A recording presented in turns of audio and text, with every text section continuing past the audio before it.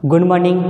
ધોરણ 8 વિષય સામાજિક વિજ્ઞાન, યુનિટ નંબર 14, ખંડ પરિચય, એશિયા અને આફ્રિકા. વિદ્યાર્થી મિત્રો, આજે કંઈક આપણે નવા જ એકમની શરૂઆત કરવાના છે. વિદ્યાર્થી મિત્રો, આ અગાઉ પણ આપણે ધોરણ 6 અને 7માં ખંડ પરિચય વિશે અભ્યાસ કર્યો હતો, જેમાં આપણે કુલ 5 ખંડો વિશે જોયું હતું. મિત્રો, આપણે સૌ જાણીએ છીએ તે મુજબ આપણી પૃથ્વી પર કુલ 7 ખંડો અને 4 મહાસાગરો આવેલા છે. 7 ખંડોમાં એશિયા, આફ્રિકા, યુરોપ, ઓસ્ટ્રેલિયા, ઉત્તર અમેરિકા, દક્ષિણ અમેરિકા અને એન્ટાર્કટિકા, આવા 7 ખંડોનો સમાવેશ થાય છે. બરાબર. કયા કયા 7 ખંડો? એશિયા, આફ્રિકા, યુરોપ, ઓસ્ટ્રેલિયા, ઉત્તર અમેરિકા, દક્ષિણ અમેરિકા અને એન્ટાર્કટિકા, આવા 7 ખંડોમાં આપણે આ ધોરણ 8માં આપણે 2 એવા ખંડો વિશે અભ્યાસ કરવાનો છે, એશિયા અને આફ્રિકા. તો સૌપ્રથમ આપણે જોઈશું આફ્રિકા ખંડ વિશે. મિત્રો, આફ્રિકા ખંડ એ વિશ્વમાં બીજા નંબરનો મોટામાં મોટો ખંડ છે. આ ખંડની અક્ષાંશ અને રેખાંશ વિશે આપણે જોઈએ તો કે આફ્રિકા ખંડનો અક્ષાંશ 37 ઉત્તર અક્ષાંશથી 37 અંશ ઉત્તર અક્ષાંશથી 35 અંશ દક્ષિણ અક્ષાંશ પર આવેલું છે. 17 પશ્ચિમ રેખાંશથી 50 અંશ પૂર્વ રેખાંશ વૃત્તો વચ્ચે આ આફ્રિકા ખંડ આવેલો છે.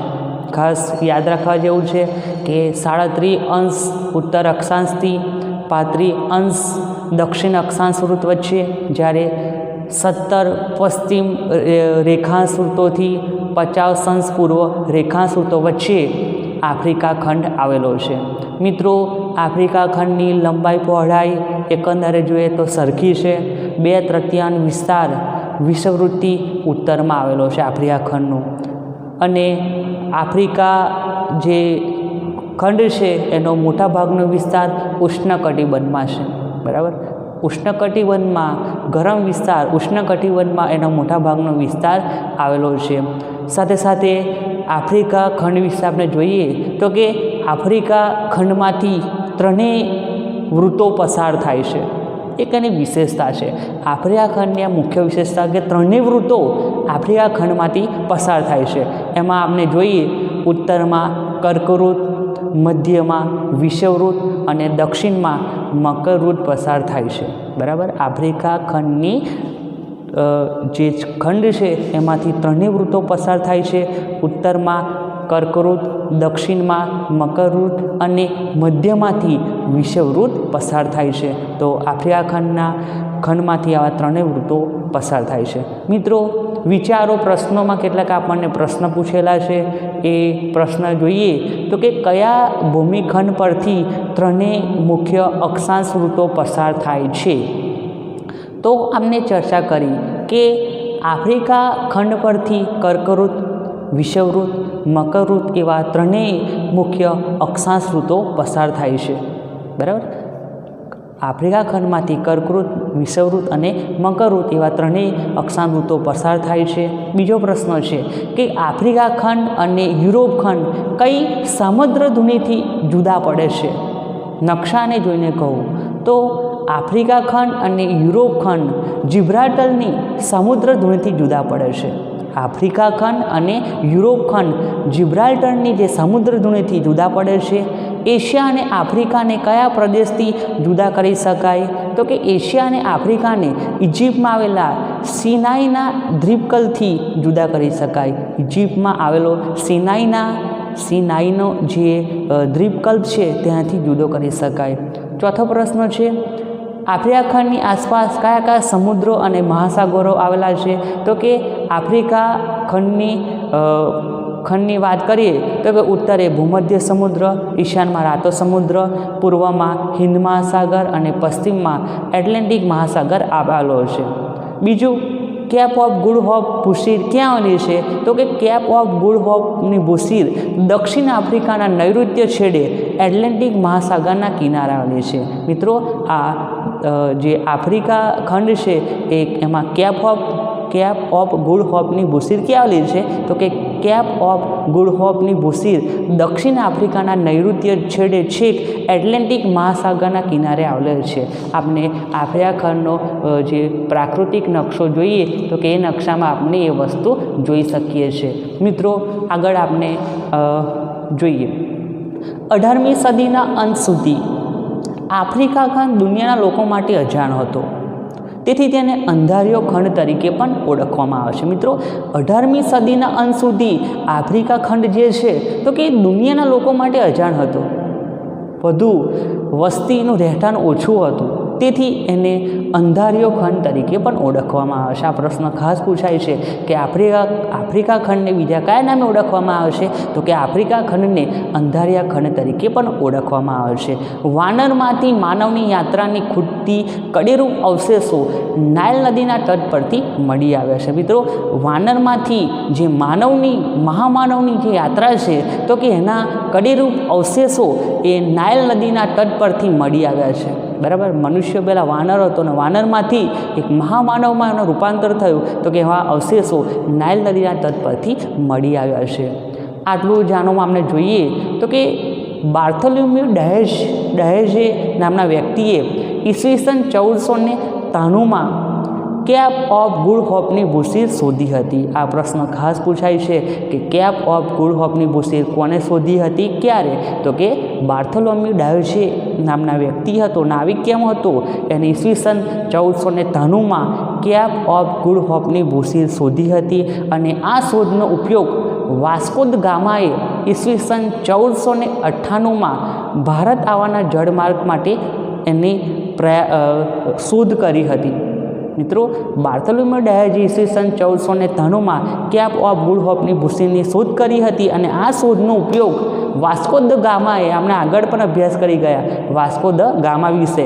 એને 1498માં જ્યારે ભારત આવવાનો નવો જળમાર્ગ શોધવાનો હતો ત્યારે આ કેપ ઓફ ગુડ હોપની ભૂશીર એના માટે ખૂબ જ માર્ગદર્શક બની હતી અને એને શોધ કરી હતી.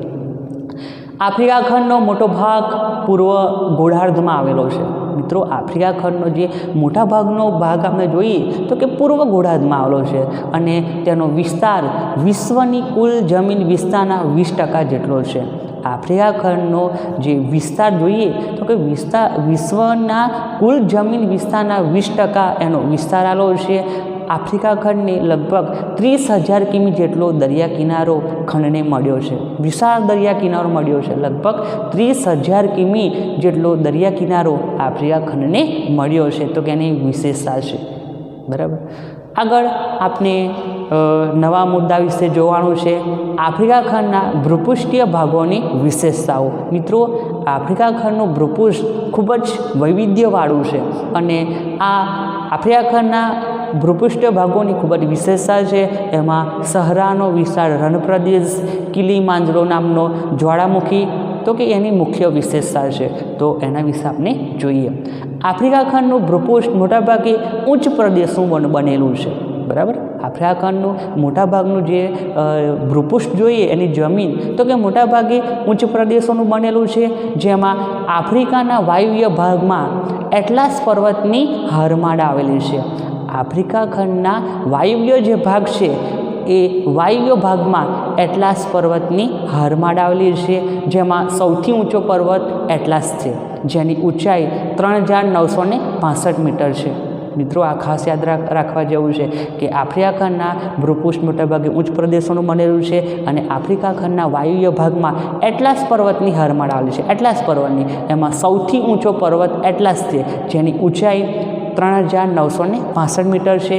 જ્યારે પૂર્વ આફ્રિકાની ગિરિમાળામાં આફ્રિકાનો સૌથી ઊંચો પર્વત કિલીમાંજારો આવેલો છે, જેની ઊંચાઈ 5,895 મીટર છે. ખાસ આ યાદ રાખવાનું છે કે પૂર્વ આફ્રિકાની ગિરિમાળામાં આફ્રિકાનો સૌથી ઊંચો પર્વત કયો છે? કિલીમાંજારો નામનો પર્વત સૌથી ઊંચો છે, જેની ઊંચાઈ 5,895 મીટર છે.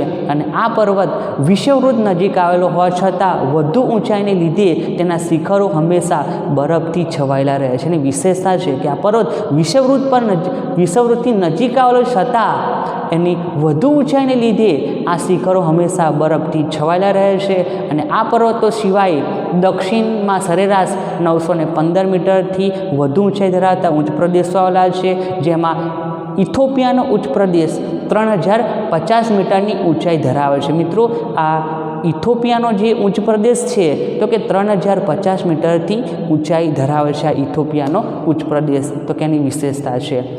ખંડના ઉત્તર ભાગમાં સહરાનો વિશાળ રણ પ્રદેશ આવેલો છે. એના ભૂપૃષ્ઠની વિશેષતા છે રણ વિસ્તાર આવેલો છે, વિશાળ સહરાનો રણ વિસ્તાર, જે 90,65,000 ચોરસ કિમી જેટલો વિસ્તાર ધરાવે છે. મિત્રો, ખાસ યાદ રાખવાનું છે કે આફ્રિકા ખંડની ઉત્તર ભાગમાં કયો રણ વિસ્તાર આવ્યો છે?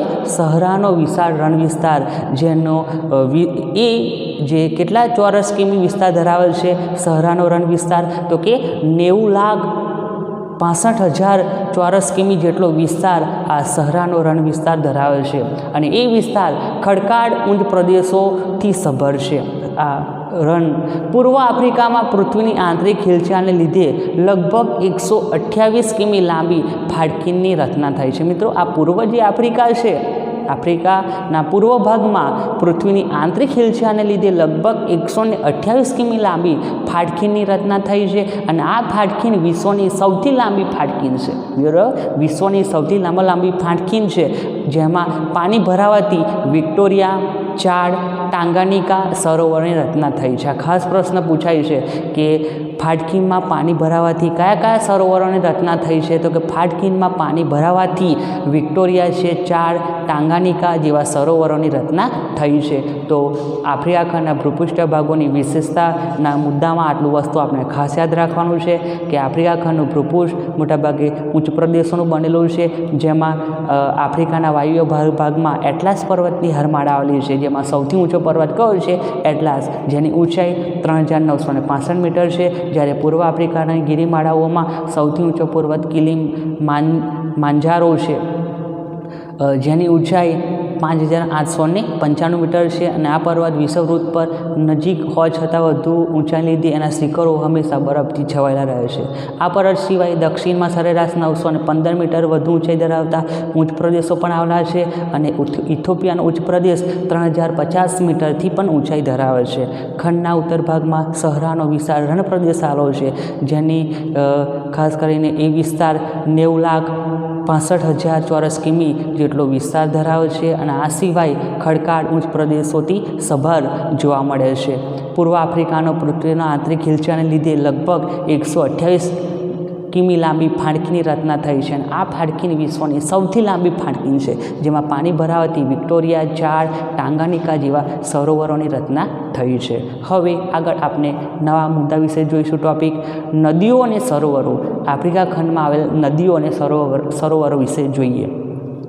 આફ્રિકામાં મોટાભાગની નદીઓ મધ્યના ઉચ્ચ પ્રદેશોમાંથી નીકળીને સમુદ્રને મળે છે. આફ્રિકા ખંડની મોટાભાગની જે નદીઓ છે એ મધ્યના ઉચ્ચ પ્રદેશોમાંથી નીકળીને સમુદ્રને મળે છે અને ઘણી બધી નદીઓ અંતસ નદીઓ પણ છે.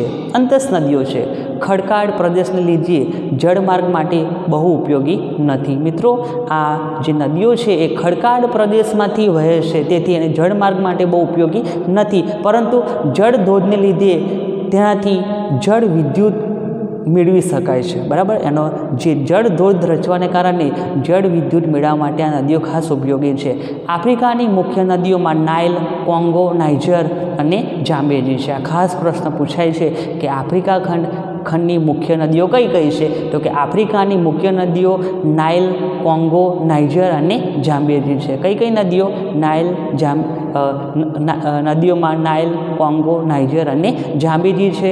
સરોવરોમાં ન્યાસા, વિક્ટોરિયા, રુડાલ્ફ અને ચાડ સરોવરો આફ્રિકાના કયા કયા છે? તો કે ન્યાસા, વિક્ટોરિયા, રુડાલ્ફ અને ચાડ વગેરે આફ્રિકાના સરોવરો છે. નાઇલ નદી વિશે જોઈએ. આફ્રિકા ખંડની નદી એની વિશેષતામાં જોઈએ તો કે નાઇલ નદી એક વિશેષતા છે. આફ્રિકા ખંડની વિશેષતાઓમાં નાઇલ નદી અને વિક્ટોરિયા સરોવર એની ખાસ બે વિશેષતા છે આફ્રિકા ખંડની. નાઇલ નદી દુનિયાની સૌથી લાંબી નદી છે. દુનિયાની સૌથી લાંબી નદી કઈ છે? નાઇલ નદી, જેની લંબાઈ 6436 કિમી છે। મિત્રો, નાઇલ નદીની લંબાઈ કેટલી છે? 6436 કિમી છે। ઇથોપિયાના ઉચ્ચ પ્રદેશમાંથી નીકળીને સુદાન અને ઇજિપ્તમાંથી વહીને ભૂમધ્ય સમુદ્રને મળે છે। આ નાઇલ નદી જે છે એ ઇથોપિયાના ઉચ્ચ પ્રદેશમાંથી નીકળીને સુદાન અને ઇજિપ્તમાંથી વહીને ભૂમધ્ય સમુદ્રને મળે છે। તો કે આ નાઇલ નદીની વિશેષતા છે। આ વસ્તુ ખાસ યાદ રાખવાનું। નાઇલ નદી દુનિયાની સૌથી લાંબી નદી છે। તેની લંબાઈ 6436 કિમી છે। ઇથોપિયાના ઉચ્ચ પ્રદેશમાંથી નીકળીને સુદાન અને ઇજિપ્તમાંથી વહીને ભૂમધ્ય સમુદ્રને મળે છે।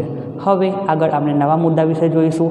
આબોહવા અને વનસ્પતિ। આફ્રિકા ખંડની આબોહવા અને વનસ્પતિની વિશેષતા શું છે? તો જોઈએ એની વનસ્પતિ વિશેષતાઓમાં વિષુવવૃત્તીય ગીચ જંગલોની વનસ્પતિ, મેહોગની, અબનોસ અને કાંટાળી વનસ્પતિ એ આફ્રિકા ખંડની વનસ્પતિઓ છે। તો જોઈએ આફ્રિકા ખંડમાં આવેલ આબોહવા અને વરસાદની વિવિધતા છે। મિત્રો, આફ્રિકા ખંડમાં ખાસ કરીને આબોહવા અને વરસાદ છે તો કે એની વિવિધતા જોવા મળે છે। તે પ્રમાણે વનસ્પતિ જીવનમાં પણ વિવિધતા અનેક જોવા મળે છે। ખંડમાં મુખ્યત્વે વિષુવવૃત્તીય જંગલો છે। ખાસ આ યાદ રાખવાનું। આફ્રિકા ખંડના જંગલોમાં કયા જંગલો વધારે છે? તો કે આફ્રિકા ખંડમાં મુખ્યત્વે વિષુવવૃત્તીય જંગલો વધારે જોવા મળે છે અને અહીં અતિશય ગરમ, ભેજવાળી અને રોગિષ્ટ આબોહવા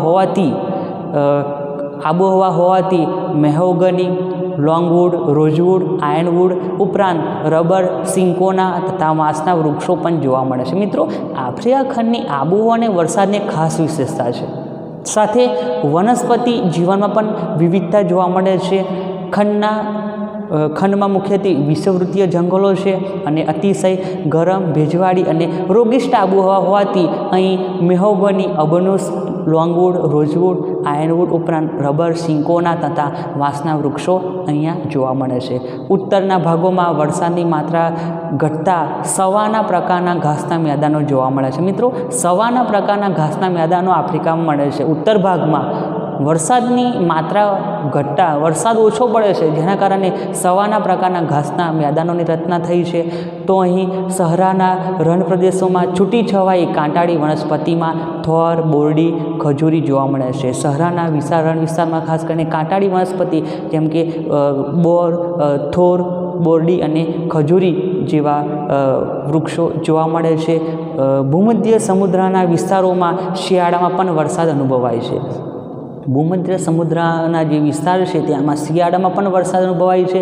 અહીં ખાટા મીઠા રસવાળા ફળોની ખેતી થાય છે, જેમાં નારંગી, લીંબુ, પીચ, દ્રાક્ષ વગેરે સમાવેશ થાય છે। મિત્રો, ખાસ કરીને કયા ફળોની ખેતી થાય છે? તો કે નારંગી છે, લીંબુ છે, પીચ છે, દ્રાક્ષ વગેરેનો સમાવેશ ખેતી થાય છે। તો અહીંયા આટલું વસ્તુ યાદ રાખવાનું। વિષુવવૃત્તીય જંગલો આવેલા છે અને ગરમ, ભેજવાળી અને રોગિષ્ટ આબોહવાના કારણે મેહોગની, લોંગવુડ, રોઝવુડ, આયર્નવુડ જેવા રબર, સિન્કોના, વાંસના વૃક્ષો જોવા મળે છે। સાથે સાથે સવાના ઘાસના મેદાનો પણ જોવા મળે છે। ઉપરાંત સહરાના વિસ્તારના પ્રદેશમાં કાંટાળી વનસ્પતિમાં થોર, બોરડી, ખજૂરી જેવા વૃક્ષો પણ થાય છે। ભૂમધ્ય સમુદ્ર કિનારાના વિસ્તારોમાં શિયાળામાં પણ વરસાદ અનુભવાય છે। અહીં ખાટા મીઠા રસવાળા ફળોની ખેતી થાય છે, જેમાં નારંગી, લીંબુ, પીચ, દ્રાક્ષ વગેરેનો સમાવેશ થાય છે। મિત્રો, આફ્રિકા ખંડના વિષુવવૃત્તીય પ્રદેશોના ભાગોમાં શેકશે માખીનો ઉપદ્રવ છે।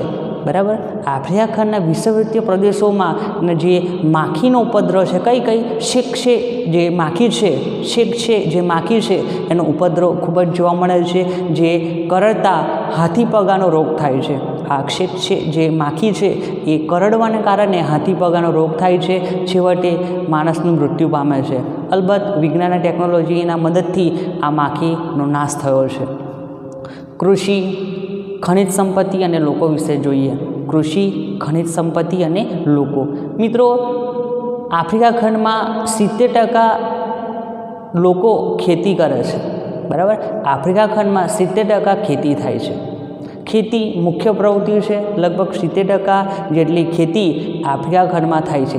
સામાન્ય પાક સાથે ખાસ કરીને ચા, કોફી, કોકો, રબર, તમાકુ વગેરે પાકો થાય છે. આફ્રિકા ખંડમાં ખાસ કરીને બીજા પાકો સિવાય પણ ચા, કોફી, કોકો, રબર, તમાકુ વગેરે પાકોની ખેતી થાય છે. અને પૂર્વ આફ્રિકામાં માલાગાસી, માડાગાસ્કર અને ઝાંઝીબાર ટાપુઓમાં લવિંગ, કોફી, ડાંગર વગેરે પાકો થાય છે. મિત્રો, પૂર્વ આફ્રિકાના માલાગાસી અને ઝાંઝીબારના ટાપુઓમાં ખાસ કરીને લવિંગ છે, કોફી છે, ડાંગર વગેરેના પાકોની ખેતી થાય છે. અને ઝાંઝીબારને લવિંગનો ટાપુ પણ કહેવાય છે. મિત્રો, ખાસ પૂછાય છે કે લવિંગનો ટાપુ તરીકે કોણ ઓળખાય છે? ઝાંઝીબારનો ટાપુ. આફ્રિકા ખંડમાં સોનું, હીરા, તાંબુ, યુરેનિયમ, મેંગેનીઝ જેવા ખનિજો મળે છે. બરાબર, આફ્રિકા ખંડમાં કયા કયા ખનિજો મળે છે? સોનું છે, હીરા, તાંબુ, યુરેનિયમ અને મેંગેનીઝ જેવા ખનિજો મળે છે. સાથે સાથે આફ્રિકા ખંડમાં જોહાનિસબર્ગ, ટ્રાન્સવાલમાંથી તથા ખનિજ તેલ ઇજિપ્ત અને લિબિયામાંથી મળે છે. મિત્રો, ખાસ આ વસ્તુ યાદ રાખવા જેવું છે કે આફ્રિકા ખંડમાં સોનું છે, હીરા, તાંબુ, યુરેનિયમ, મેંગેનીઝ જેવા ખનિજો મળે છે. અને દક્ષિણ આફ્રિકાના જોહાનિસબર્ગ, ટ્રાન્સવાલમાંથી તથા ખનિજ તેલ ઇજિપ્ત અને લિબિયામાંથી પ્રાપ્ત થાય છે. આફ્રિકા ખંડના જંગલોમાં ઝૈર અને કોંગો નદી કિનારે પિગ્મી તથા કલહરીના રનમાં બુશમેન, સુદાનમાં સુદાની લોકો તથા કેન્યામાં બાન્ટુ અને ઇજિપ્તમાં ફેલ્લા જાતિના લોકો વસે છે. મિત્રો, આફ્રિકા ખંડના જંગલોમાં ઝૈર અને કોંગો નદી કિનારે કયા લોકો વસે છે? પિગ્મી તથા કલહરીના રનમાં બુશમેન, સુદાનમાં સુદાનીઝ લોકો તથા કેન્યામાં બાન્ટુ અને ઇજિપ્તમાં ફેલ્લા જાતિના લોકો વસે છે. તો મિત્રો, કૃષિ, ખનિજ સંપત્તિ, લોકો વિશે આટલું વસ્તુ આપણે યાદ રાખવાનું કે આફ્રિકા ખંડમાં 70% ખેતી થાય છે. અને સામાન્ય પાક સાથે ચા, કોફી, કોકો, રબર, તમાકુ વગેરે પાકો લેવાય છે. પૂર્વ આફ્રિકામાં માલાગાસી અને ઝાંઝીબાર ટાપુઓમાં લવિંગ, કોફી, ડાંગર વગેરે પાકોની ખેતી થાય છે. ઝાંઝીબારને લવિંગનો ટાપુ તરીકે પણ ઓળખાય છે. આફ્રિકા ખંડમાં સોનું, હીરા, તાંબુ, યુરેનિયમ, મેંગેનીઝ જેવી ખનિજો એ દક્ષિણ આફ્રિકાના જોહાનિસબર્ગ અને ટ્રાન્સવાલમાંથી મળે છે તથા ખનિજ તેલ ઇજિપ્ત અને લિબિયામાંથી મળી આવે છે. આફ્રિકા ખંડના જંગલોમાં ઝૈર અને કોંગો નદી કિનારે પિગ્મી તથા કલહરીના રનમાં બુશમેન, સુદાનમાં સુદાની લોકો તથા કેન્યામાં બાન્ટુ અને ઇજિપ્તમાં ફેલ્લા જાતિના લોકોનો વસવાટ જોવા મળે છે. હવે મિત્રો, આગળ આપણે દેશ પરિચય વિશે જોઈએ. આફ્રિકા ખંડમાં જે દેશો આવેલા છે એ દેશ પરિચય વિશેમાં જોઈએ. સૌપ્રથમ દેશ પરિચયમાં આપણે ઇજિપ્ત વિશે જોવાનું છે. ઇજિપ્ત જે આફ્રિકા ખંડમાં આવેલો દેશ છે. આરબ પ્રજાસત્તાક વિશ્વના ઇતિહાસમાં ઇજિપ્ત એક અતિ પ્રાચીન દેશ તરીકે જાણીતો છે. ઇજિપ્ત દેશ એ પ્રાચીન દેશ તરીકે આરબ પ્રજાસત્તાક દેશોમાં જાણીતો છે. અને નાઇલ નદીના કિનારે ઇજિપ્ત મિસરની મહાન સંસ્કૃતિનો વિકાસ થયો છે. મિત્રો, આ નાઇલ નદીના કિનારે ઇજિપ્ત મિસરની મહાન સંસ્કૃતિનો વિકાસ પામી છે. અને આ દેશ પિરામિડ અને સ્ફિંક્સ માટે જગવિખ્યાત છે. મિત્રો, આ જે ઇજિપ્ત દેશ છે એ પિરામિડ અને સ્ફિંક્સ માટે ખૂબ જ જાણીતો છે. કર્કવૃત અને તેના દક્ષિણ ભાગમાંથી પસાર થાય છે. કર્કવૃત ઇજિપ્તના દક્ષિણ ભાગમાંથી પસાર થાય છે. ખજૂરી અને કપાસનું ઉત્પાદન વધુ થાય છે. ઇજિપ્તમાં ખજૂરી અને કપાસનું ઉત્પાદન વધુ થાય છે. કેરો દેશનું પાટનગર છે. કેરો એ દેશનું પાટનગર છે તથા ઔદ્યોગિક શહેર છે. સુએઝ નહેર એશિયા અને યુરોપને ખૂબ જ નજીક લાવી રહી છે. મિત્રો, એશિયા અને યુરોપને જો નજીક લાવતી નહેર હોય તો સુએઝ. તો ઇજિપ્ત વિશે આટલું વસ્તુ યાદ રાખવાનું. આરબ પ્રજાસત્તાક વિશ્વના ઇતિહાસમાં ઇજિપ્ત એક અતિ પ્રાચીન દેશ તરીકે જાણીતો છે. નાઇલ નદીને કિનારે મિસર સંસ્કૃતિનો એનો વિકાસ થયો છે. પિરામિડ અને સ્ફિંક્સ માટે ખૂબ જ જાણીતો છે. કર્કવૃત એના દક્ષિણ ભાગમાંથી પસાર થાય છે. ખજૂરી અને કપાસનું ઉત્પાદન સૌથી વધુ થાય છે. કેરો એ દેશનું પાટનગર છે અને ઔદ્યોગિક શહેર છે. સુએઝ નહેર એશિયા અને યુરોપને ખૂબ જ નજીક લાવી દીધો છે. હવે આગળ આપણે દક્ષિણ આફ્રિકા વિશે જોઈએ. આફ્રિકા ખંડની છેક દક્ષિણે મોટો ભાગ દક્ષિણ ગોળાર્ધમાં સમશીતોષ્ણ કટિબંધમાં આવેલો દેશ છે. મિત્રો, દક્ષિણ આફ્રિકા જે છે તો કે આફ્રિકા ખંડની છેક દક્ષિણે મોટે ભાગે દક્ષિણ ગોળાર્ધમાં સમશીતોષ્ણ કટિબંધમાં ભાગમાં આ આફ્રિકા ખંડ દક્ષિણ આફ્રિકા આવેલો છે. અને મુખ્યત્વે આ દેશ ખેતી પ્રધાન હતો. બરાબર. આ દેશ ખેતી પ્રધાન હતો, પરંતુ 1867માં વાલ નદીના વિસ્તારમાં હીરા અને સોનાની ખાણો મળી આવતા અર્થતંત્રમાં ઝડપી પરિવર્તન આવ્યા છે. 1867માં વાલ નદીના વિસ્તારમાં હીરા અને સોનાની ખાણો મળી આવતા આ અર્થતંત્રમાં ઝડપી પરિવર્તન આવ્યા છે, અને પરંતુ સમગ્ર વિશ્વમાં તે વિકસિત રાષ્ટ્ર તરીકે વિકસી આવ્યો છે. બરાબર. સમગ્ર રાષ્ટ્રમાં તે વિકસિત રાષ્ટ્ર તરીકે ઓળખ્યા, ખૂબ જ એનો વિકાસ કર્યો છે. પ્રિટોરિયા તેની રાજધાની છે. દક્ષિણ આફ્રિકાની રાજધાની કઈ છે? પ્રિટોરિયા. પરંતુ ધારાગૃહો કેપટાઉનમાં બેસે છે. એ ઉપરાંત ડર્બન, જોહાનિસબર્ગ વગેરે મુખ્ય શહેરો છે.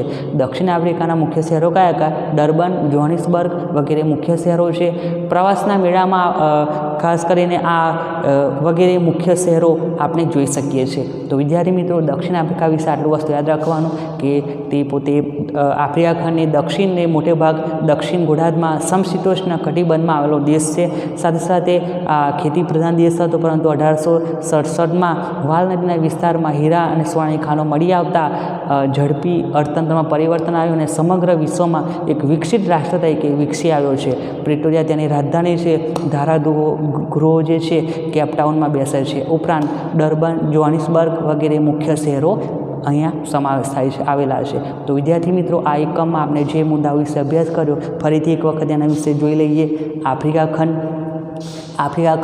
37 ઉત્તર અક્ષાંશથી 35 દક્ષિણ અક્ષાંશ પર આવેલું છે.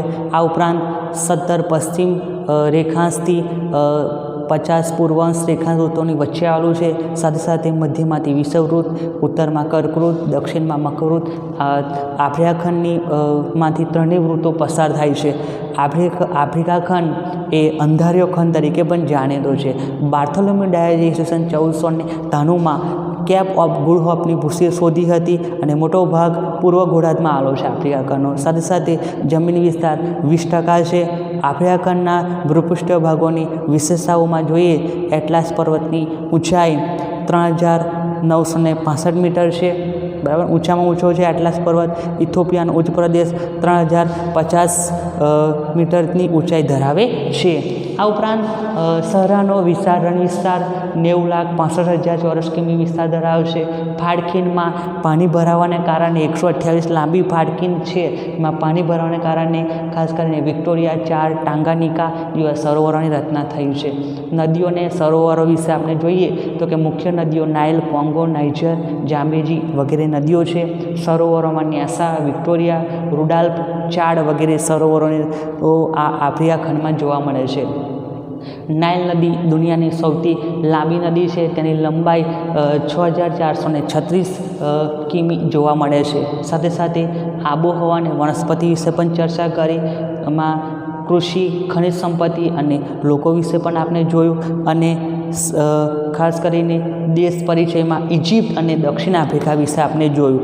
આ ઉપરાંત આફ્રિકા ખંડમાં પ્રાણીઓની વિશેષતામાં ઊંટ, હિપોપોટેમસ, સિંહ અને સાબર જેવા પ્રાણીઓનો સમાવેશ થાય છે. તો વિદ્યાર્થી મિત્રો, આ એકમમાં આપણે જે મુદ્દાઓ વિશે અભ્યાસ કર્યો તમને ચોક્કસ સમજ પડી હશે.